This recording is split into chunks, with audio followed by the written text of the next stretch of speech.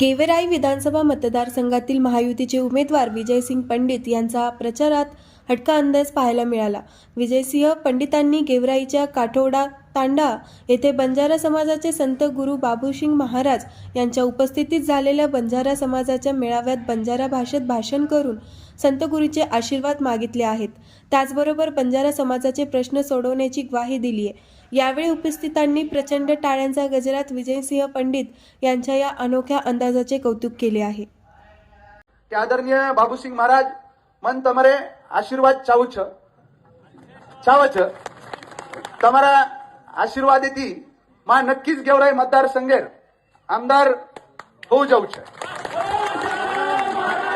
आणि बंजारा समाज से प्रश्न छोड सकू छे। एवढेच महाराजांच्या चरणी या ठिकाणी नतमस्तक होऊन ग्वाही देतो आणि शेवटी आपल्या आदरणीय